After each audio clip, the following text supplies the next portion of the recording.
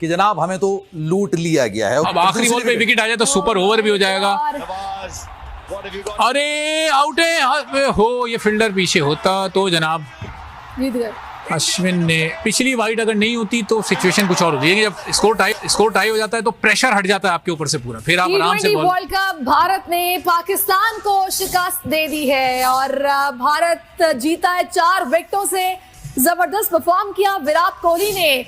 जनाब पाकिस्तान मैच तो हार गया, लेकिन क्या पाकिस्तान अपनी गलतियों की वजह से ही मैच हारा है, या कुछ ऐसा हुआ है जिससे यह कहा जाए तो गलत नहीं होगा कि जनाब हमें तो लूट लिया गया है? उसकी वजह है क्योंकि सोशल मीडिया पर ही बात हो रही है कि हम रॉब्ड कर लिए गए हैं। उसकी वजह है क्योंकि आखिरी ओवर में पाकिस्तान के लिए सब कुछ साजगार था। ना नवाज की जो नो बॉल थी जिस पर 6 पड़ा, वो नो बॉल किसी तौर पर करार नहीं दी जा सकती थी, उसको किसी तौर पर नो बॉल नहीं कहा जा सकता था, लेकिन कोहली की फरमाइश पर अंपायर ने उसको नो बॉल करार दे दिया। चलें जनाब, यहां भी हो गया, कोई मसले की बात नहीं है। इंडिया अपनी हर जगह बादशाह साबित करता है क्रिकेट में कि भाई हम बादशाह हैं और हम बादशाह इस तरह से करके, चलो उसने ही बात मनवा ली।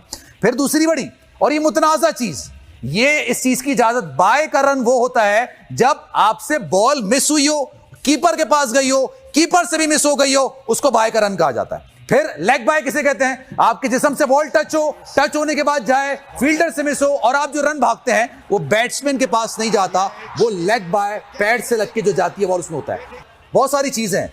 एक तो पहली बात, आप जब हमने रिप्ले देखा कि जब वो शॉट मारा था विराट कोहली ने जो कि 6 हुआ था, पहली बात उसने, आप आगे बढ़ के एक शॉट खेल रहे हैं, आगे बढ़ के आप खेलते हैं, उसके बाद आप वो नो बॉल करार नहीं दे सकते। फिर दूसरी बात, जब वो साइड के एंगल से रिप्ले चला तो अंपायर बकायदा पीछे जाके शॉट देख रहा है, अंपायर उसी वक्त नो बॉल देता है। जब वो आपके सामने वाला अंपायर होता है, सामने वाला नो देख लेगा, वो नहीं देखेगा कि जनाब चौका पड़ा, आउट हुआ, कैच आउट हुआ, इधर गई बॉल या उधर गई बॉल। उसने देखा नो है, उसने फौरन नो बॉल दे देनी है। उसने इंतजार नहीं करना होता कि उस शॉट पर रन कितने बने, विकेट निकली या उसका रिजल्ट क्या आया।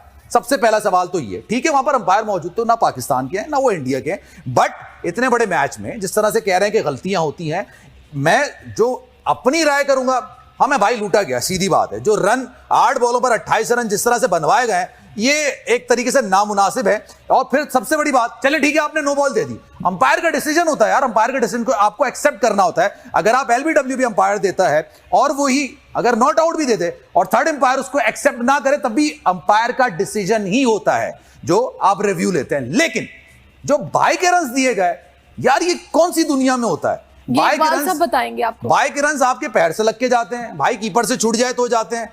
नो बॉल पे इकबाल साहब, नो बॉल पर एक बंदा बोल्ड हुआ है, बोल्ड हो गया ना, उसके बाद वो रन बन कैसे सकते हैं सर? ये कैसे एक्सेप्टेबल है? वो 3 रन किस तरह से दिए गए?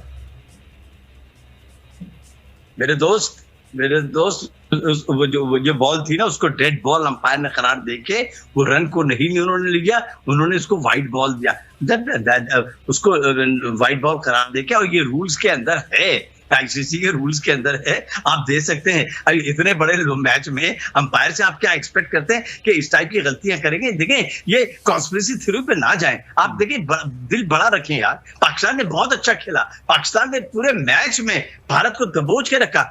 अगर आप कॉन्स्पिरेसी थ्योरीज की बात नहीं कर रहा, मैं आपको एक गारंटी के साथ कहता हूं सर, बचपन से क्रिकेट खेलते बड़े हुए हैं, बचपन से क्रिकेट देखते बड़े हुए हैं, और आप तो सर इस मामले में तज्जियाकार हैं। मुझे एक बात बताइए सर ऑनेस्टली, अगर यही चीज पाकिस्तानी प्लेयर बैटिंग कर रहे होते, यही चीज इंडियन बॉलर्स होते और यही तमाम चीजें पाकिस्तानी बल्लेबाजों के साथ हुई तो सर आपको मैं गारंटी के साथ कहता हूं इस वक्त ढोल पीटा जा रहा होता आईसीसी के खिलाफ भारतीय टीवी चैनल्स पर। वहां बैठ के वो सारे रोने गाने गा रहे होते हैं, वो तमाम चीजें कर रहे होते हैं। वही काम आप भी कर रहे हैं, वही काम मैं भी कर रहा हूं, वो ढोल हम भी पीट रहे हैं और आप भी बैठ के यही पीट रहे हैं। अभी आप उनको ये कह रहे हैं कि वो ढोल पीटेंगे, exactly you and myself is doing the same. भाई शुक्र है कि अभी तक कहीं से ये सदा नहीं आई कि जनाब मैच फिक्स था। दूसरा जो पैर था उसका, वो क्रीज से आगे निकला हुआ था, आप क्रीज से बाहर निकल के खेल रहे हैं, वो नो बॉल नहीं हो सकती है एट एनी कॉस्ट, और वो आपने किसी की ख्वाहिश पर दी। या तो अंपायर उसी वक्त देख के उसी वक्त नो बॉल दे दे और कह के यार जहां भी जा रही है उसको फर्क नहीं पड़ता उससे, उसने पूरा शॉट देखा, उसके बाद कोहली को देखा, कोहली को देखने के बाद उसने नो बॉल दी। कोहली शॉट खेलते चीखा के ये नो बॉल। फिर एक और चीज ये भी है ना, आप बाय जो होता है कि बस अब मैच तो निकल गया। एक और बड़ा तनाजा ये है, मैं आपको बता रहा हूं, बाय के रन्स किसे कहते हैं आप? या तो वो बैट्समैन को टच करे बगैर चली जाए, कीपर से छूट जाए, या फिर बैट से लग के चले जाए, उसको भी लेग बाय कहते हैं। ठीक है, लेग बाय कहते हैं, कीपर से छूट जाए ठीक है, आपकी विकेट पर बॉल लगी है, आप बोल्ड हो, भले नो फ्री हिट है, आप आउट नहीं हो सकते, उसके रन कैसे मिल सकते हैं यार? उसके किस तरह से रन मिल सकते हैं? मुझे ये बताइएगा, ये ऐसी चीजें हैं जिसको वाकई में ना इसको समझने की अगर वो 3 रन बड़े बैड लक हुए, वो आईसीसी के रूल चेक करने पड़ेंगे कि हम लोगों ने कैप्टेंसी में गलती की क्या है जो हम लोगों ने जीता हुआ मैच हाथ से ये तो बड़ी गलती की है, बहुत सारी गलतियां की हैं। देखिए नवाज का ओवर आखिरी वक्त तक बचाना, अगर ये 20-22 रन भी होते तो नवाज जिस तरह कोहली और पांड्या सेट थे, मार देते नवाज को। नवाज ज़ाहिर है इन पिचेस पे बॉल स्पिन नहीं हो रहा, वो देखें मीडियम पेसर बन गए, आके उन्होंने थोड़ी तेज बॉल की लेकिन रन बन गए।